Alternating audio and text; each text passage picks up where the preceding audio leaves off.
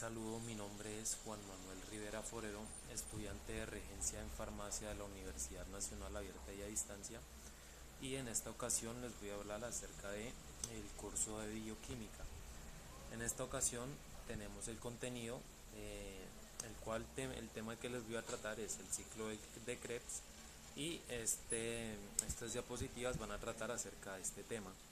Para empezar tenemos la importancia del ciclo de Krebs. En segundo tenemos las reacciones del ciclo de Krebs.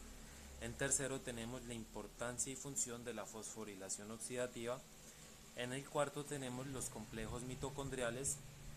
Por quinto veremos la estructura y funcionamiento de la ATP sintasa. Y en sexto tenemos el compartimiento celular donde se lleva a cabo el ciclo de Krebs y la fosforilación oxidativa. Para empezar les voy a hablar acerca de qué es el ciclo de Krebs o qué vamos a tratar en estas diapositivas.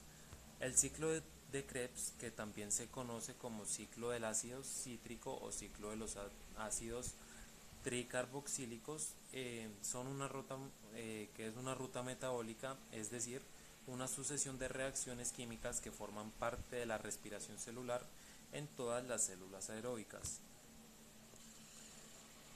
Bueno, para empezar tenemos la importancia del ciclo de Krebs. ¿Cuál es la importancia del ciclo de Krebs? Para empezar, la importancia del ciclo de Krebs está medida por la realización de la respiración celular. Por lo tanto, en organismos aeróbicos, el ciclo de Krebs es parte de la vía catabólica que realiza la oxidación de glúcidos, ácidos grasos y aminoácidos hasta producir CO2, liberando así energía en forma utilizable y poder reductor y GTP.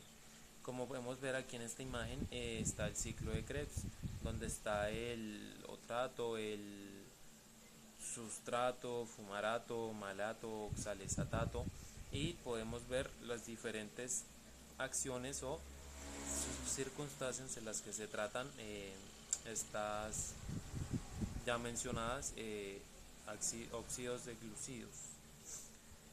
Segundo, tenemos las reacciones del ciclo de Krebs. Para empezar a hablar sobre estas reacciones tenemos que en primer lugar el acetil, que se definiría como COA, que significaría acetilcoenzima A, es el primer precursor del ciclo, es decir, el ácido cítrico, que contiene 6 carbonos o citratos, se obtiene en cada ciclo por condensación de un acetil COA, es decir, 2 carbonos con una molécula de oxaloacetato y 4 carbonos.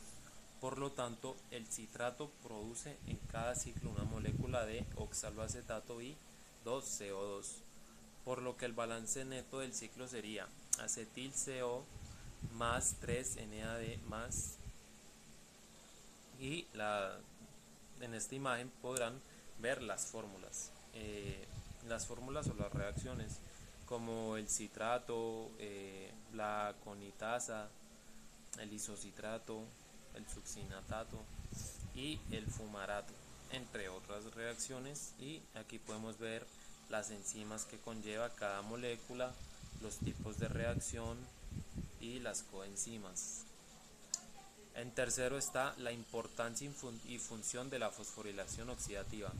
Primeramente, la fosforilación oxidativa tenemos que es el proceso por el que se forma el ATP, y como resultado de la transferencia de electrones desde el NADH o del FADH, y a través de esto es una serie de transportadores de electrones en los organismos aeróbicos, y esta es la principal fuente de ATP.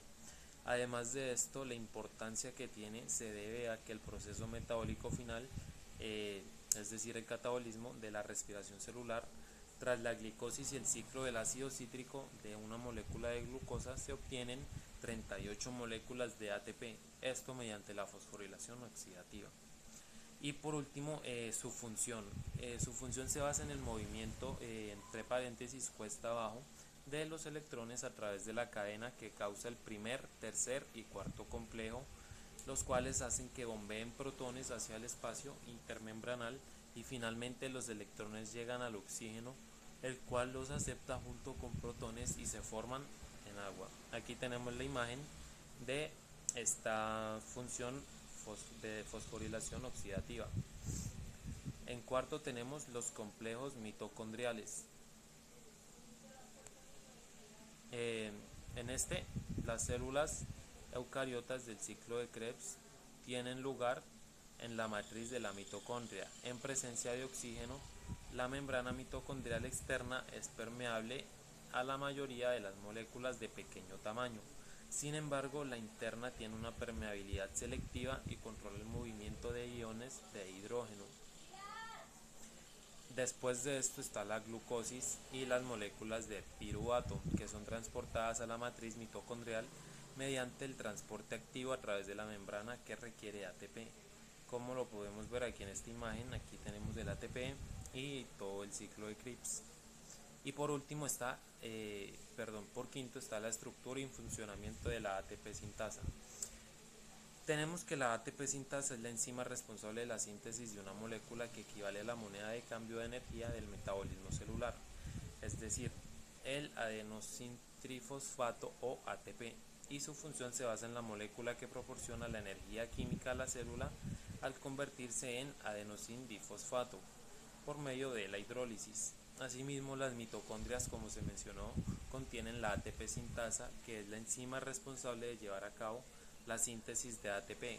En esta imagen veremos la estructura de la ATP sintasa. Como pueden observar aquí, todo esto conlleva la parte de la ATP sintasa. Y por último, muchas gracias por su atención.